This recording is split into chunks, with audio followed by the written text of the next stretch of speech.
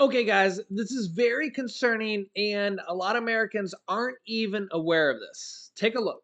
North Korea, Russia, and China are all building up their military.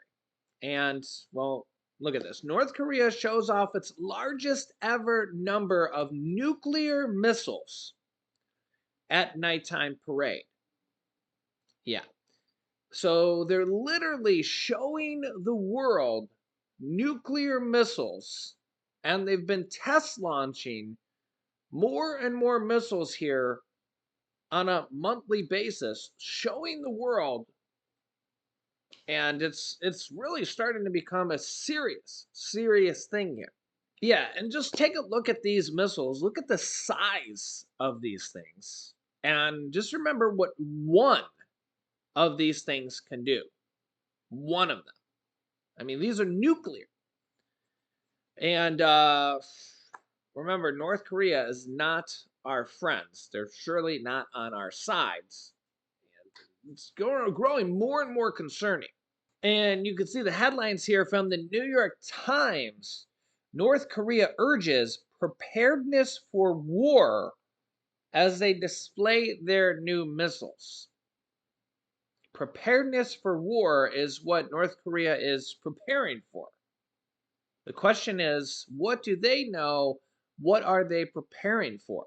And remember, we just learned that this Chinese spy balloon has been spying on us and 40 other countries. Well, not only that, but they're also significantly beefing up their missiles, their launchers, and their nuclear program as well. China has more ICBM launchers than the US. A senior general told lawmakers in the US here just a few days ago.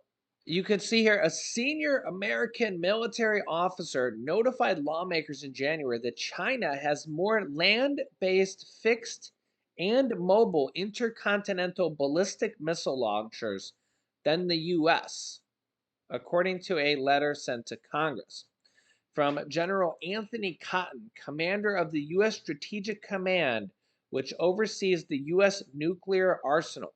Also, a joint statement released on Tuesday by Republican leaders of Congress's Armed Service Committee called the letter a wake up call for the United States. Quote, it is not an understatement to say that the Chinese nuclear modernization program is advancing faster than most believe possible. Wow. We have no time to waste in adjusting our own nuclear force posture to deter both Russia and China. This will have to mean higher numbers and new capabilities. And though the US may have a larger nuclear arsenal, they have to modernize it and increase its capabilities, have alarmed lawmakers and garnered attention of US military leaders. And then don't forget here that uh, they're looking to cut from the US budget. And House Speaker Kevin McCarthy already said it's very possible they could be cutting from the military budget, going all the way back to 2022 budgets, which would be somewhere around a $75 billion cut from the US defense. So, and this is also going forward for 2024, possibly as well. So, to beef up anything for the United States, remember, I did a video here where former President Donald Trump talked about potentially building an iron dome for the United States, which is not an actual dome. It's just a term for a missile defense system, similar to what Israel has. They have an Iron Dome system, which is a missile defense system. It can shoot down missiles. It's called an Iron Dome. But we don't actually know exactly what the United States has for missile defense systems, like what would be on the East Coast, what would be in the West Coast, what would be in Alaska, what would be in Hawaii. Um, I'm sure we have all sorts of things here, but maybe modernizing or adding more would surely cost billions or trillions of dollars. It would cost a lot of money. Former President Donald Trump thinks we should be adding a lot more to that. I'll link you to that video if you haven't seen that. It's a very interesting proposal and surely wouldn't be a bad thing besides the cost of it. And with today's threats of China, North Korea, and Russia, this is an ever growing threat for the United States and the rest of the world. And now Russia has 300 to 500,000 new troops being sent into Ukraine. In addition to this, we're getting news here that Putin faces a mountain of debt as the Ukraine war has put their economy back 25 years.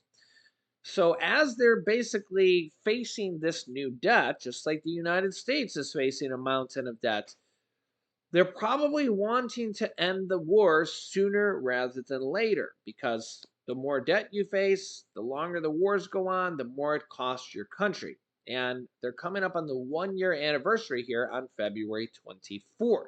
Russia's finance ministry said Monday the country's budget deficit surged to 1.76 trillion rubles, which is only about 25 billion compared to our 31 trillion, just to give you an idea here, in January, which by one measure puts President Vladimir Putin's economy back 25 years thanks to his invasion of Ukraine. Remember, though, it's based on GDP, how much each country produces by gross domestic product. And Russia obviously does not have anywhere close to the gross domestic product that the United States has or what China has. Russia's just, they just don't produce nearly what either of our countries produce. So, for that type of debt for their country is a significant amount compared to the United States. Remember what the ruble is worth compared to what the dollar is worth. It's just a different type of, you know, what you're looking at. It's just completely different numbers, right? The numbers mark Russia's largest budget deficit for the first month of the year since at least 1998. The ministry said tax revenues from oil and gas plunged 46% in January 2023 compared with a year ago, while there was a 59% increase in the federal budget expenditures due to the ongoing war. And this is just assumes they're telling us the truth. Who knows if they're even worse than that? The ministry also said the drop in energy revenues was due to decreased gas exports. The US and Europe pretty much stopped buying this stuff, and decreased representativeness of monthly price assessments from the West that left Russia with no choice but to sell its oil at lower prices to the people who even still buy it. And the wave of sanctions that have hit Russia in the past year. Also, the G7 has put a cap on Russian oil that they won't buy it above $60 a barrel. So basically, Russia said, well, we're not going to sell you our oil, but largely Russian oil sells below $60 a barrel anyways. So it kind of gives you an idea of the standoff there. But Russia is really taking an economic pounding, and they're also, you know, it's been reported here that they've lost casualties of up to 133,000 men in the war. So, and now they're lining up 300 to 500,000 new troops as well. And not to mention what Ukraine has had. I mean, they're probably just, who knows, trillions of dollars in damage. Imagine what their country is going to be like. It's probably going to take decades to repair this. And honestly, they'll probably never forget this. I mean, you think about what happened in World War II, World War One to those countries in Europe. And I mean, of course, we don't forget it as well. But I mean, imagine the actual countries that dealt with that stuff where the fighting took place. I mean, some of that damage is irreplaceable, right? And you just can't replace some of that stuff. I mean, Ukraine will never be the same. And, you know, Russia, by and large, their territory has been untouched.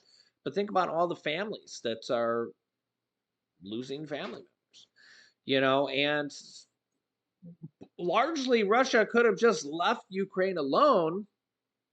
So you kind of really go back to the beginning of this. Why did Russia do this? Do they just want to take over Ukraine, take their resources, take that land for themselves, keep their oil and gas, just like they did Crimea, just take over the country? So and now they're so deep into this that if they stop and just leave and negotiate, without taking over the land, it would be such a loss for them. And that's why all the peace negotiations for Russia are like, well, we're not going to leave unless we take over some of the land, because the losses for them would be enormous, enormous. So, Russia's stance right now is basically, we're not leaving unless we take over some land, which, think about it, Ukraine doesn't want to just give up their land to another country, to an invader.